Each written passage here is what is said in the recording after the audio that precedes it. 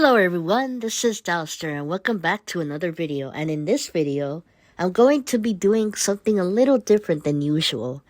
I want to talk about a situation that I have experienced in a creative community, whether it's YouTube, Instagram, or TikTok. Not to attack anyone, but to share what I learned. What I have learned is that I have made mistakes of confusing attention with connection while ignoring the red flags because I wanted love more than clarity. Since it's the season of love, which I'm referring to Valentine's Day, by the way, I wanted to talk about the negative effects that I have endured over the years so that you guys can be careful and not make the same mistakes that I have done, or at least be more patient with yourself when it comes to finding that one special person. How it's connected to social media.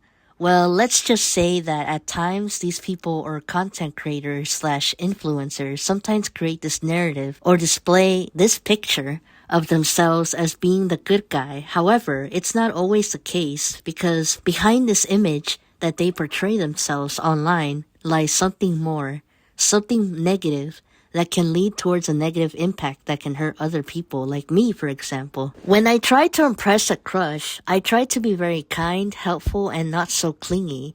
But sometimes the other person might see it as a way to take advantage of that kindness and only use it for whatever they wanted. It was mostly one-sided on my part, as I would be head over heels over this person, but at times I forget that the other person may not feel the same way as I do, or never put any effort back. Sometimes people or former crushes confuse leadership with control or humor by belittling, and it can be difficult to see right through it. I started to soon realize it when my feelings would be used to benefit that person, whether it be transactional or promoting themselves instead of getting somewhere to that connection.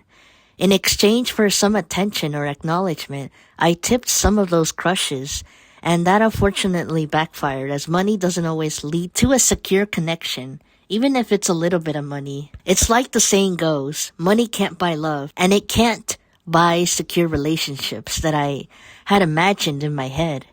When I would meet these former crushes and spoke to them for the first time, whether it be in person or online, it made me feel happy and excited. After that connection with the former crush would come to an end, months later, or days later, I would begin to realize that I ignored my feelings and was taken advantage of, such as them persuading me into giving money to them by signing up to their Patreon, for example, or doing favors that I thought seemed to earn their trust. But for them, it was more of taking advantage of my feelings or using me to get their stuff in the car. I didn't realize it until months later or after talking about it to my therapist or my friends. Once I understood, I was infuriated and angry at them and myself for being so stupid and blinded by love, or what I thought was love. In the end, I gained a little self-respect for myself and became more aware of the kind of people there are in the world. If someone you like is begging for money at the very start, not worth it. Even if they have this social media presence, they can leverage that positivity into getting something out of you for financial gain. Trust your gut if you don't feel like your crush isn't trying to want a connection with you or doesn't even talk to you, but rather has their friends do the talking for them. One thing that I would help if you were to ever have a crush on someone is to take all the time you need, as slow and steady can really benefit you instead of rushing or pushing for some sort of romantic connection. Work on yourself and do it for yourself, not the person you like, because needing their validation is not the healthiest way. When you like someone, it's important to let it slow down instead of rushing it or putting yourself into uncomfortable situations, such as going to events that don't align with your beliefs or your personality. I learned to always be myself, but also strive to do better, whether it's going to the doctor and getting healthy, or creating goals in order to have some accomplishment in my life than oohing and eyeing at someone I like all day. In this situation, slow and steady is safe to do. Even if it's so long and boring, it takes time to form a relationship rather than jumping in so quickly. Safe love lasts longer than intense love built on red flags. I learned the hard way, but began to realize that taking it slow can create some special moments or a new friendship instead.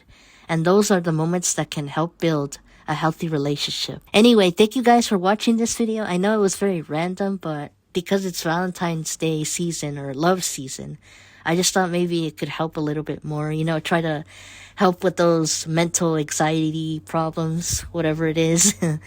You're not alone. I also have been single for a long time. But I hope you enjoyed the video. We are getting so close to 1,000 followers, subscribers on YouTube. Thank you guys so much for your support. Take care of your mental health and everyone around you, and I'll do the same too. Bye, guys.